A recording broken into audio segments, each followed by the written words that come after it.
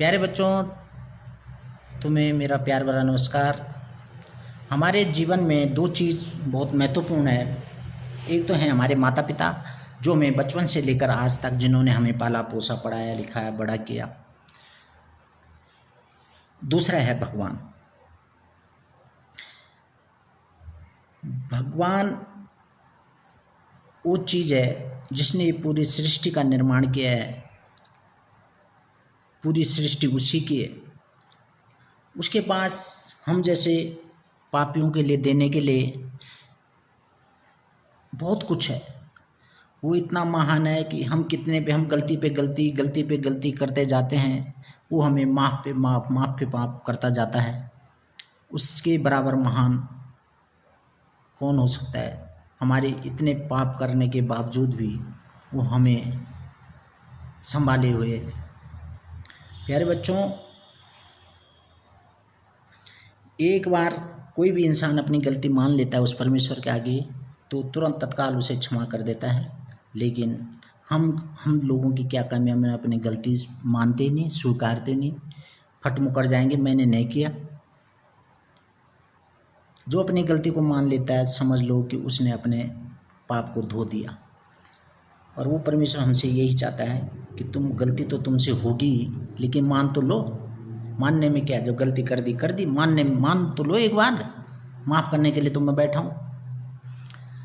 प्यारे बच्चों, मैं तुम्हें ये चीज़ बताना चाहता हूँ, जो हम पूजा करते हैं, प्रार्थना करते हैं, अगर हम सच्चे मन से करें, अगर हम अपने मन को साफ रखें, एकदम किसी के प्रति बुरी भावना ना रखें, तो हमारी प्रार्थनाओं को परमेश्वर तुरंत सुन लेता है। और हमेशा ध्यान रखें बेटों, उस परमेश्वर से ऐसी चीज़ मांगो, उसकी हैसियत से, वो बहुत बड़ी चीज़ है, उससे भी उसी के हिसाब से मांगना चाहिए। हमारी प्रार्थनाएं होती हैं, हमारी पूजाएं होती हैं, हे भगवान मुझे शांति दे दे। अरे उस शांति, जिस चीज़ से शांति होनी है वो चीज़ मांगो ना उससे। हे भगवान मुझे खुशी दे दे। अरे जिस चीज़ से हमने खुश रहना है वो चीज़ मांगो। खुशी दे दे, शांति दे दे, कैसे दे दे? जिस चीज़ से हमने खुश रहना है, शांत रहना है, वो चीज़, वो चीज़ मांगो ना उससे। जिस चीज़ से हमको संतुष्टि होनी है, खुश रहना है, हमारा जीवन यापन चलना है। हे भगवान मेरे बच्चों को नौकरी दे दे, पर ऐसा नहीं मांग, मेरे बच्चों को ऐसी बुद्धि दे, ऐसे उसको ऐसा वो ज्ञान दे दे जिससे वो कोई भी टेस्ट में बैठे और निकल जाए। उसके अंदर ऐसी पढ़ने की, उसके अंदर क्षमता दे कि वो अपने टाइम से उठे, पढ़ाई करे, जो जिम्मेवारी उसे सौंपी है उसे पूरा करे।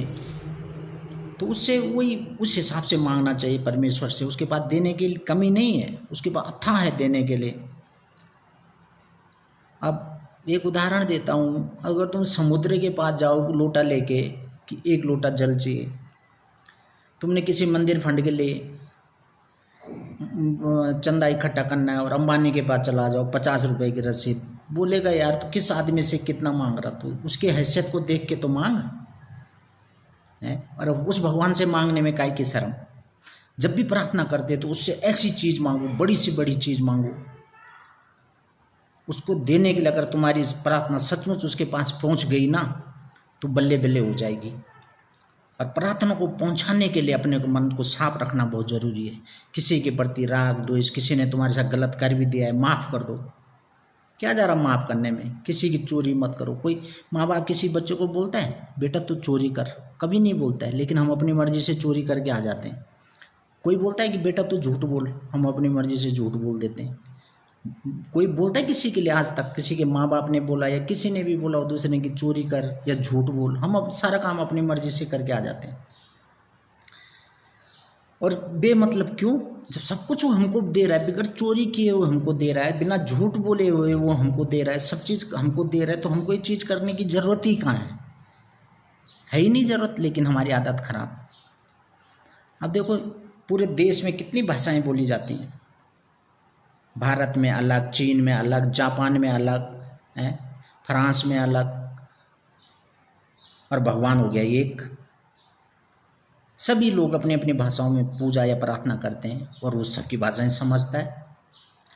ध्यान रहे उसके पास एक ही शब्द है, जैसे हमने उससे मांगा वैसे हमको लौटा देता है, तथास्तु। जैसे हम बोलेंगे वैसे उसकी जुबान से तथास्तु जब हो जाएगा। सबके लिए उसके मन में तथास्तु तथास्तु तथास्तु सबको देता। कोई कुछ मांग रहा है, जा तथास्तु। कोई बोलते हैं भगवान मैं तो हमेशा गरीब रह गया, भगवान क्या कर, जा तथास्तु। हे भगवान मैं तो बीमारी में हूँ, क्या होगा, मैं तो हमेशा बीमार ही रहता हूँ, क्या होगा, जा तथास्तु। कोई बोला हे भगवान मेरे मन में अच्छे विचार उत्पन्न कर, जा तथास्तु। उसके पास एक ही शब्द है, तथास्तु, जा हो जाएगा।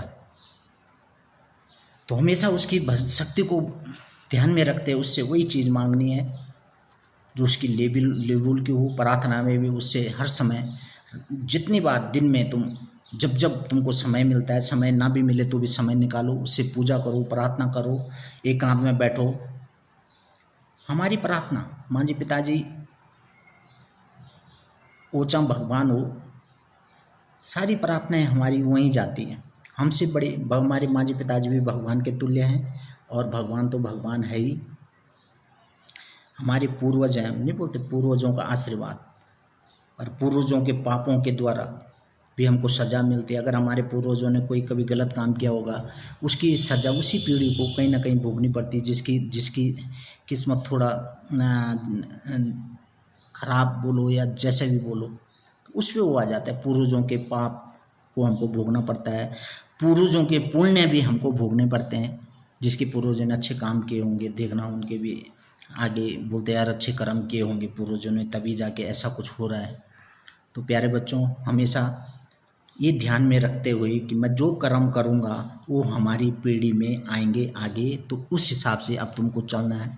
क्योंकि आज तक का जो समय था, पहले हम अंग्रेज़ों के गुलाम थे, उसके बाद थोड़ा अब जाके आज़ाद हुए हैं, तो इतना ज़्यादा हमको पीछे से कोई बताने वाला नहीं था। लेकिन अब तुम सब समझ सकते हो, इतना नेटवर्क, गूगल पे जो भी ढूंढना चाहो मिल जाएगा। कोई भी चीज़ ऐसी नहीं है कि जो नहीं मिलेगी।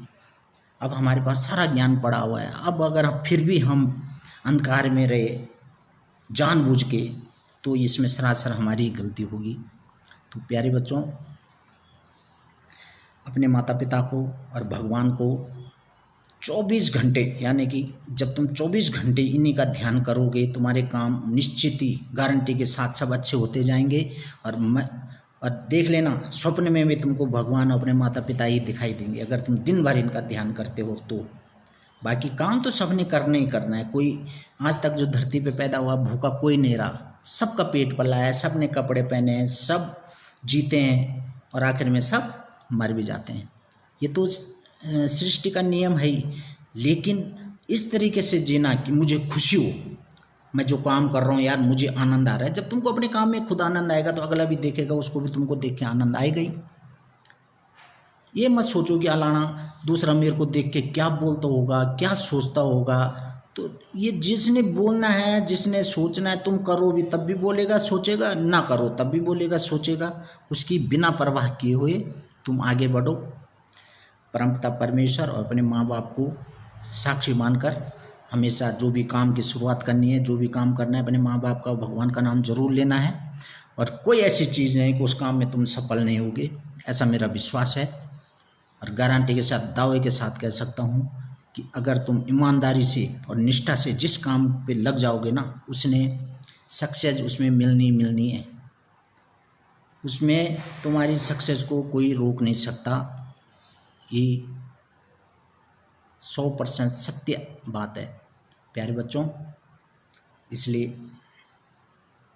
अपने जीवन में अच्छे काम करते हुए आगे बढ़ो।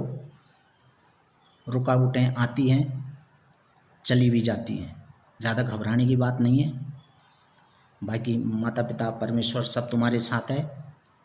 इन्हीं शब्दों के साथ आप लोगों को शुभ आशीष। धन्यवाद।